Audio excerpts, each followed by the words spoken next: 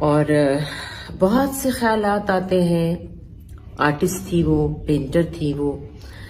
सोचती हूँ वो बच्ची घर से लड़ झगड़ के काम के लिए आई, कब से आई हुई है मैं तो नहीं जानती कि वो कब से छोटा मोटा काम कर रही थी।